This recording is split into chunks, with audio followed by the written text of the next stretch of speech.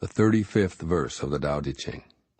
Quote, "All men will come to him who keeps to the One. They flock to him and receive no harm, for in him they find peace, security, and happiness. Music and dining are passing pleasures, yet they cause people to stop. How bland and insipid are the things of this world when one compares them to the Tao. When you look for it, there's nothing to see. When you listen for it, there's nothing to hear. When you use it, it cannot be exhausted." Unquote.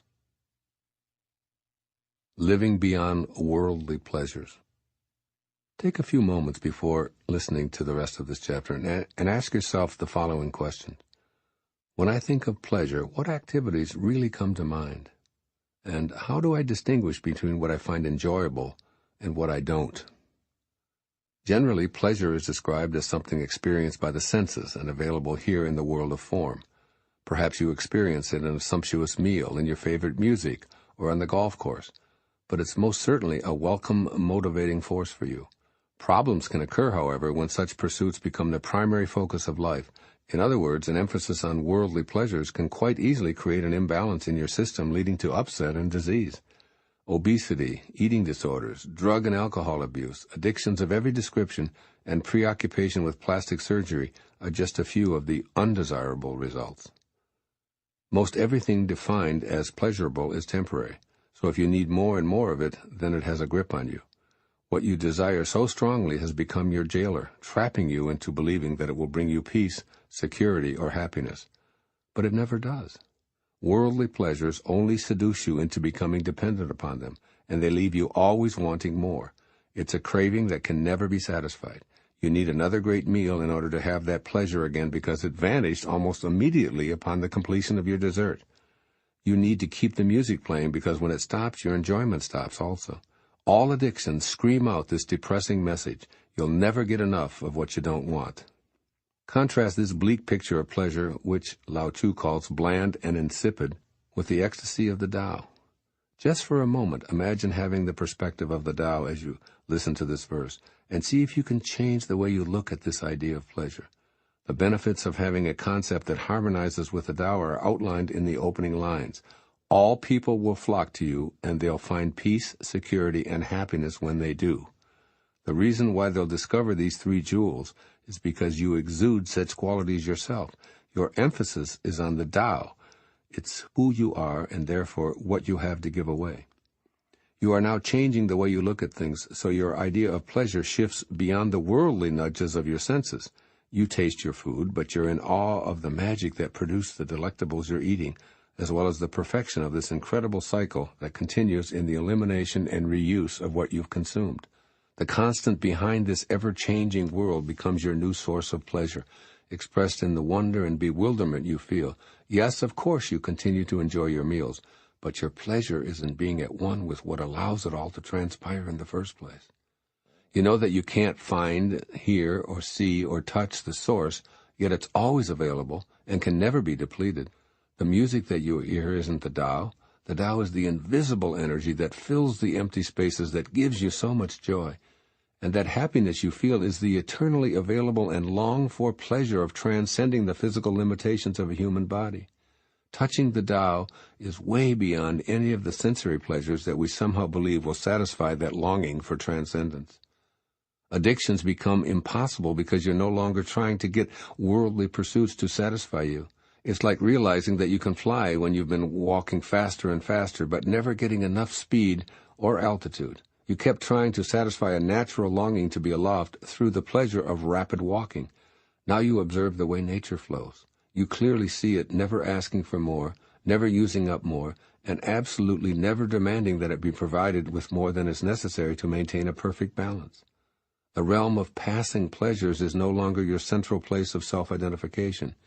You're at peace, feeling secure and happy because you've changed your worldview to include the infinite Tao. How could addictions ever compare to this? Imagine a heroin addict believing that peace, security, and happiness are available with an inexhaustible supply of opiates. That scenario is impossible because the pleasure that drugs brings lasts but a few seconds, and then the opposite of peace, security, and happiness clicks in. The addict keeps trying to fly by running faster. Ultimately, he comes to despise his life and destroy himself in the process.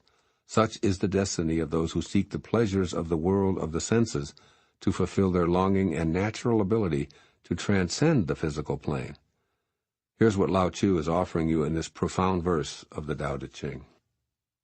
First, notice the eternal bliss that's always with you, even when the delicacies are out of sight.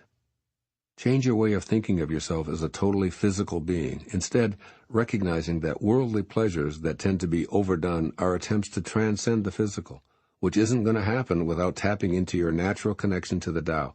Stop equating sensory delight with the Tao-inspired bliss that's available to you every moment. Enjoy all that you experience through the senses. Love your fine dining, bask in the melodies of your favorite music, and be appreciative of the excitement of sexual energy. But notice that this is all coming from your sensory self, which is happily adaptable to this world. Then seek your Tao self, which transcends the physical, and explore its pleasures. Re-examine what true, lasting enjoyment is. Even though the effects of the Tao may initially have no appeal to your seeing, hearing, touching, tasting, and smelling faculties, they'll fulfill the longing you're trying to sate with worldly pursuits. When you're chasing any passing fancy, begin recognizing its value in the here and now, but stop trying to get it to satisfy a greater longing.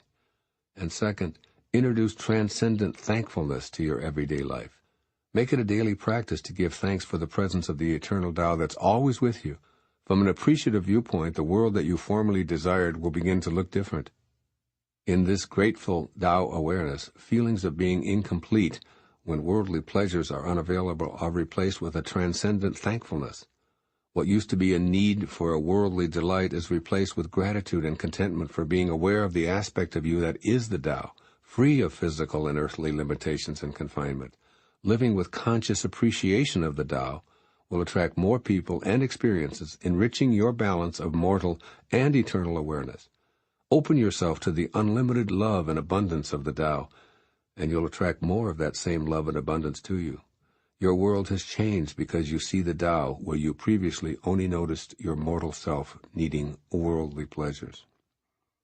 Do the Tao now. Go on a 24-hour fast. When you feel hunger pangs, switch your thoughts to gratitude for the eternal force that's always with you. Warmly let your physical self know that it will be fed when the fast is over. Then switch to the Tao self that's unaware of hunger.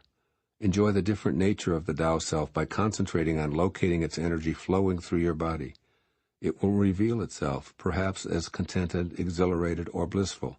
Note the difference between how this feels compared with worldly pleasures.